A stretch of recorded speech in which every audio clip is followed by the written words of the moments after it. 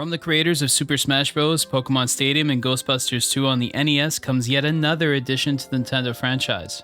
There is no doubt that some people love the pink ball. HAL Laboratories has sold over 4 million copies of Super Kirby Clash, and that shows that people really have been waiting on this release. That's why we're going to ask, is Kirby and the Forgotten Land worth it?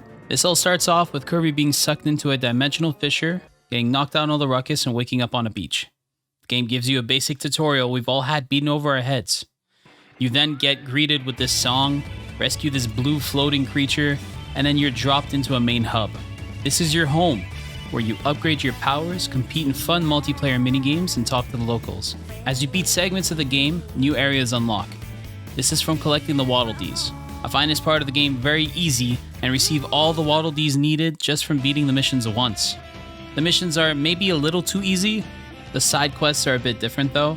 For example, during a main quest, you will sometimes be prompted to take down posters, sleep by a pool, or even not fall into lava. There's a ton of these missions, and they're all kind of meh. At no point did I feel like it was important to complete these side quests. It felt like it was something I landed on by mistake, and if I did get the reward from it, it really didn't affect me much because what I would get from the normal clear would give me enough to get to the boss anyways. This game features a similar mechanic to Mario Odyssey.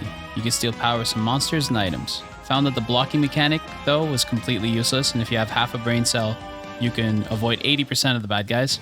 I will also say that it's nice to have bosses that are like in the old school games. I think it could be fun beating down a giant gorilla, an acrobatic leopard, and countless others that I don't want to spoil. Kirby and the Forgotten Land has 2 game difficulties, but it seems that it's meant for children, even with these 2 choices. The game does not boast a hard in-your-face, here we go, it's go time. Gameplay is more of a calm. It's at your pace, and for the most part, it's dull and lackluster. And honestly, I got to the point where I would just cheese bosses with fire, burn them and walk away.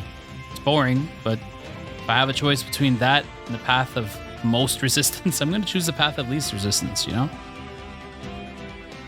As a platform collector game, I see a few things that may be able to add replay value. For example, unlocking upgrades can be a reason to squeeze out some more time, as well as the endgame area, which makes the game 1,000 times better, feeling like a hard mode at times, but totally something a 6-year-old could be able to pull off.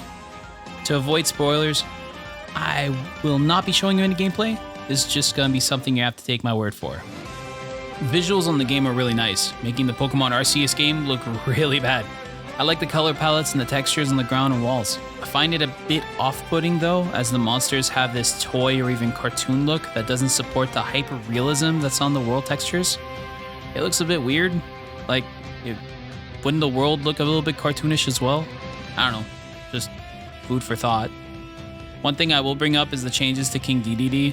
I will show it on screen, so please skip to the time indicated on your screen if you do not want to be spoiled on this, as I cannot get over the fact that they changed him so much, and I have to speak about it. What the hell were they thinking when they changed the look of this iconic character? He looks weird. Like, war paint on the face and the weird beak design. Doesn't make any sense. Like, who signed off at this at HAL? Like, no. Terrible. Awful. Were they drunk? Like, during the whole development? Like, my god, man. How hard is it not to mess with the thing's face? Like, it's not hard to do this, but you did this.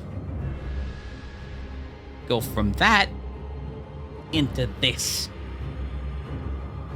Anyways, now that I'm done raging about this, let's continue.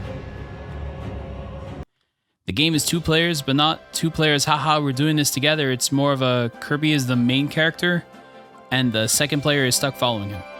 And has no powers, camera doesn't give any leeway, and constantly being teleported to the main player. What I'm saying is if you had 2 kids thinking they will play together and not fight, and that this would be solving a problem, you're wrong. 100%. They will both want to be Kirby, and this won't be solving that issue if that is something that you're thinking about when you're purchasing this game. One thing I can say is that the soundtrack is really good. It fits, and is a motivator for all the action sequences. The beginning cutscene is pretty cool too, giving Kirby a likable, fun, playful look. I can see how kids will enjoy this a lot. All in all, this is not a game for the hardcore, nor is this a game for your little cousin who likes Fortnite. this is a game for children, and the best way to describe it is baby's first video game.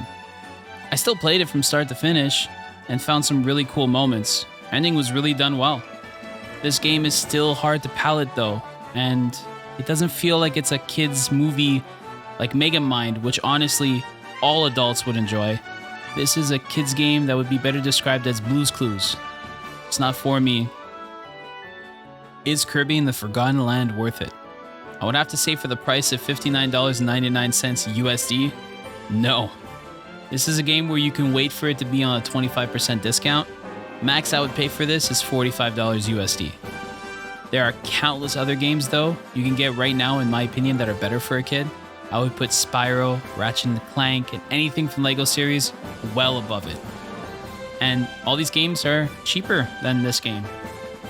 The only time I could justify buying this for full price is if the child you're buying it for is specifically asking for it, and even then, try to sell them on another game. I hope you enjoyed the video, and if you liked it, drop a like, maybe even subscribe. Thank you so much for passing by. All the best and never change. You beautiful bastard.